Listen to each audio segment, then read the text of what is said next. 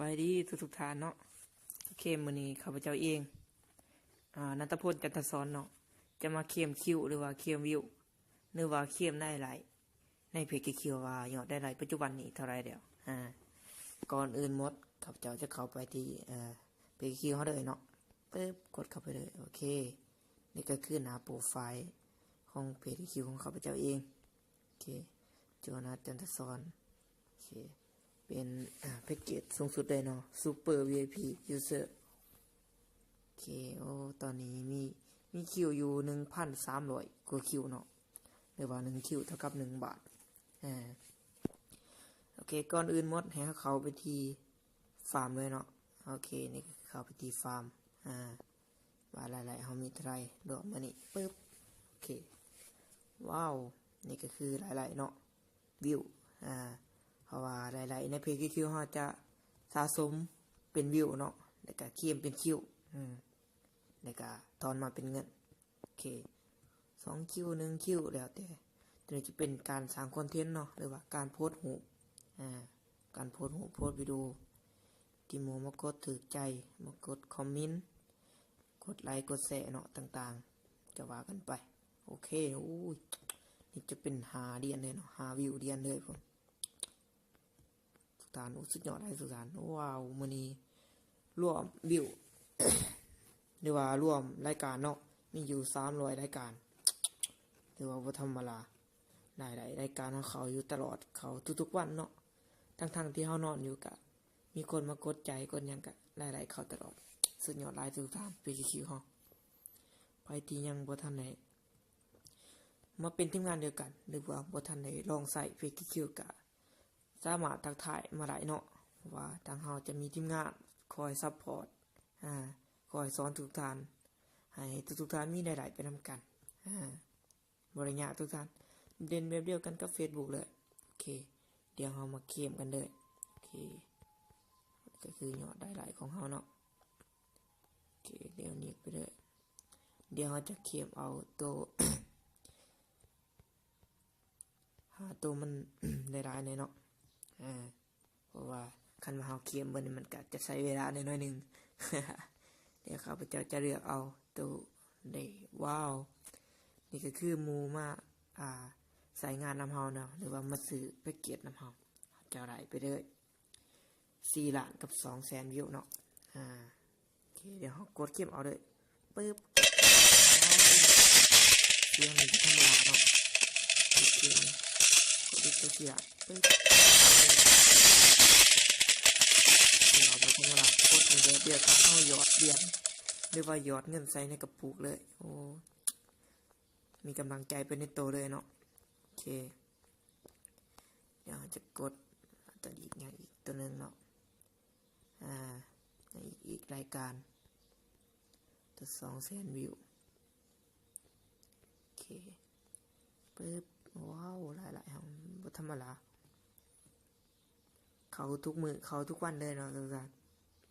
แต่ว่าสุดยอดหลายพี่คิวเฮาเด่นแล้วมีความสุขยังมีหลายๆพร้อมเพจคิวเฮากวางไกลได้เนาะทุกท่านต่อไปจะมี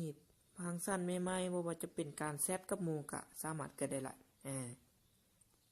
power click power view มาทุกๆอันในเพจคิวมันเกิดหลายๆเบิด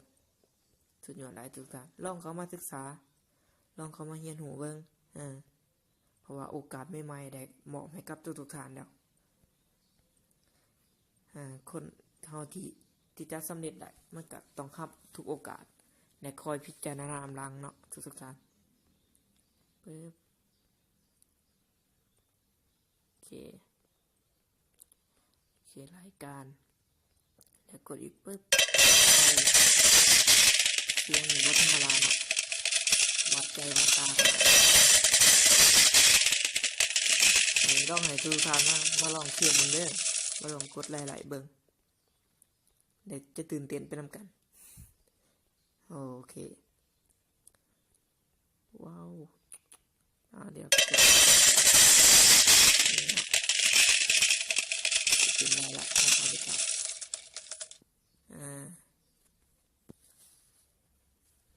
คันว่านั่งกดเบิดมือเนี่ยก็จนเมื่อยเนาะก็สิเอาตัวเก่า ตัวหลายต่าง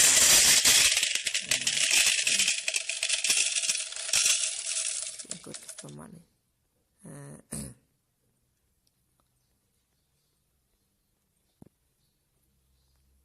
โอเคเนาะ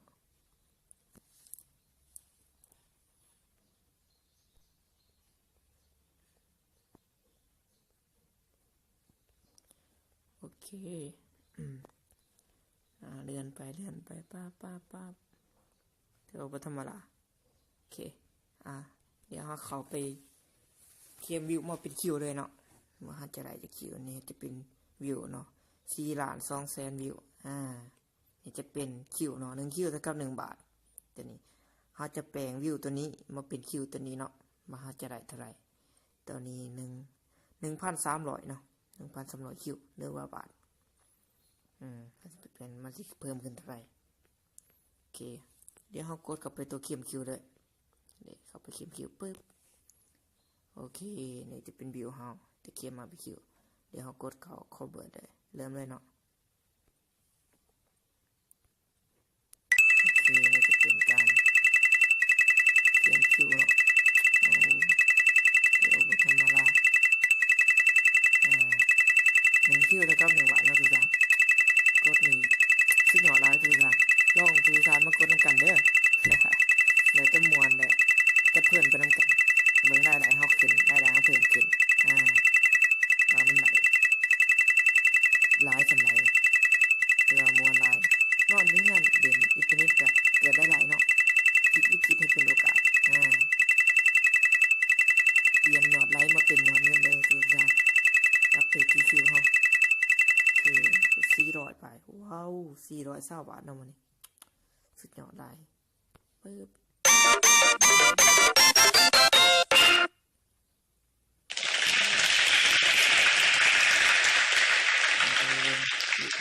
คือนี่จะเป็นคิวเฮามาตะกี้จะเป็น 1,300เนี่ยจะเป็นขึ้นเป็น 1,720 บาทหรือว่า20คิวโอเคนี่จะเป็นก็จะจบเพียงเท่านี้เนาะคลิปนี้ฝากในเด้อทุกท่านเด้อฝากติดตามฝากติดตามทีมงานเดอะเพชรสันของพวกเขาได้บอกว่าจะเป็นทางสปป.ลาวและก็ทางทีมงานไทยในกะขอเชิญทุกท่านเนาะเขามาเป็นทีมงานเดียวกันเพื่อสร้างในหลายไปกับ PQQ เฮาในกะขยายไปนำกันเสือพาทุกท่านเรียนโซเชียลอยู่แล้วปิดวิกฤตให้มันเป็นโอกาสเด้อทุกท่านเปลี่ยนจากยอดไลค์มาเป็นยอดเงินกับ PQQ เฮาบ๊ายบายขอขอบใจ